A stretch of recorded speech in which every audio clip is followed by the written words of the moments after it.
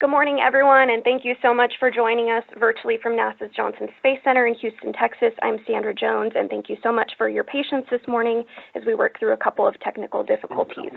We are here today to discuss the ongoing investigation of an external leak that occurred December 14th from the Roscosmos Soyuz MS-22 spacecraft docked to the Rasyet module of the International Space Station.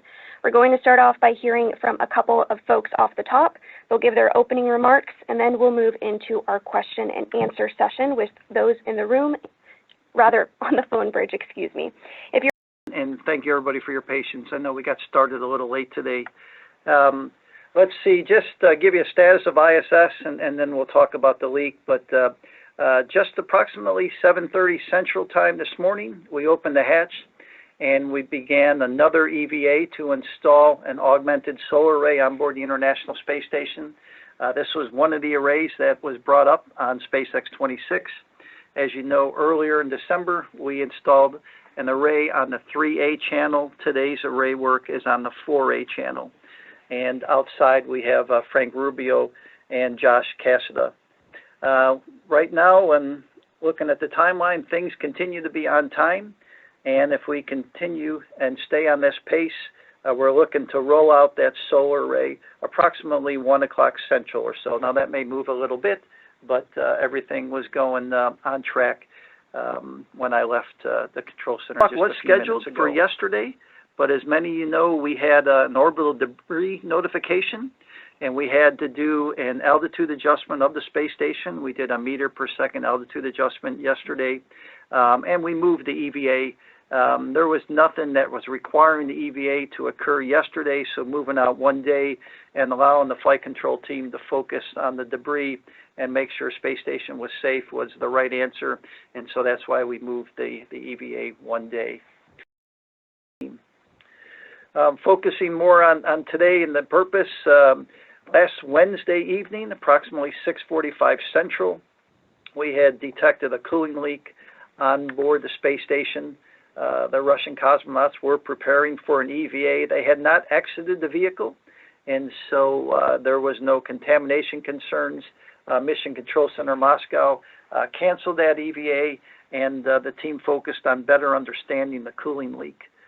Since then, the Mission Control Center Houston and the Mission Control Center Moscow teams have been talking on a regular basis to understand what happened, the cause of what happened, and the future steps.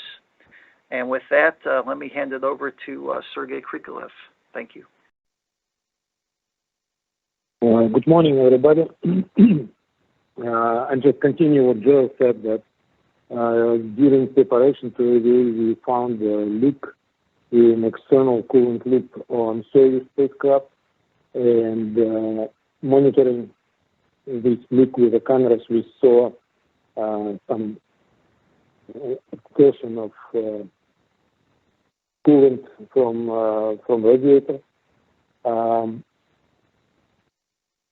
We stopped EVA, returned crew back to the vehicle, and start to estimate what really is happening. We looked through telemetry, recorded telemetry, and we proved that we lose all coolant from radiator pretty quickly. The external rejection of heat from Soyuz was terminated, and we found approximate addition of this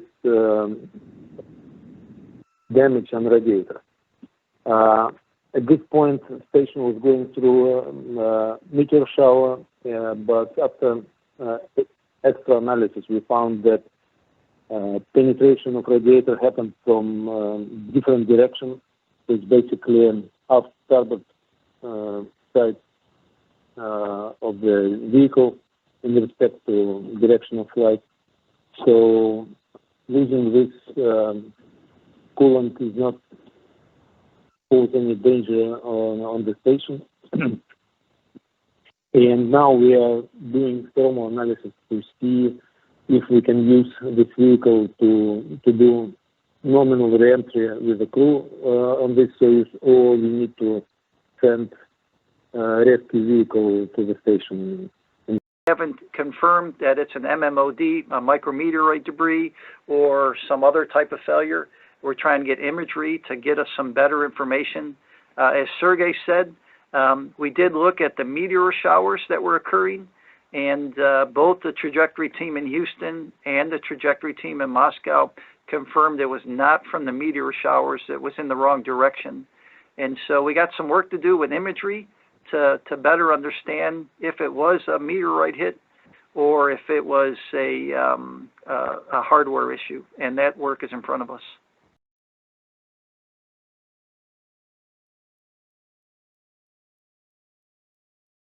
Line is not very clean, so maybe try to speak a little slower. Yeah, my question is, do you expect to make a decision next week on what to do with Soyuz MS-22? And if you need to send up a rescue vehicle without a crew, what that means for future crew rotations to the station? If we wouldn't be able to return crew back in a nominal way, and right now we are doing thermal analysis to see if it's safe to do it for the crew. So if it's not going to be safe, then next spacecraft that's supposed to fly in the middle of March for crew rotation would be sent up unmanned to have healthy vehicle on board the station to be able to rescue crew. And further flight plans need to be readjusted. Was the leaked coolant, did that damage any outside systems on the space station or cause any concerns that there might be corrosion from what leaked from Soyuz? And also, I guess this is for Joel or Sergey, if something on the station happens that would warrant safe haven procedures while you guys are evaluating the health of Soyuz 22, what would the plan be for that? What's the I guess contingency plan since one of the safe lifeboats is kind of out of service now? Thanks. May I start from safe haven? Station is now safe haven for us. For our flight rules, if a vehicle is unable to return back crew safely, it's supposed to be returned back in automatic mode with no crew. And for this period of time, crew is staying on board the station. So it's basically most safe scenario. As I said, we are doing analysis and assess the risk for nominal reentry.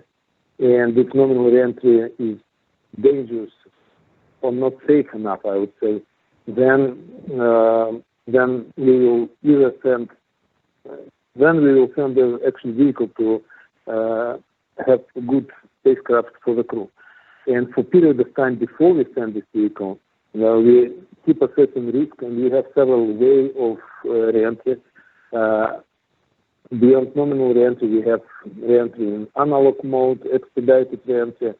So it depends on current situation and extra emergency on board the station. We probably do some kind of expedited return using this Soyuz if we need to leave the station.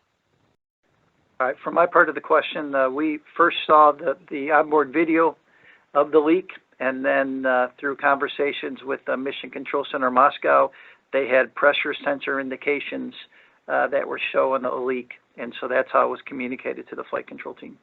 Our next question comes from Chris Davenport with the Washington Post. Hi, thank you very much. This is for Joel, just because I think I have a bad line too, and I'm having a very hard time hearing Sergey. Joel, I wonder if you could help me clarify in terms of the time frame, if you do have to send up MS-23 as a rescue vehicle, about when that would happen. I think I heard 2 to 3 weeks earlier.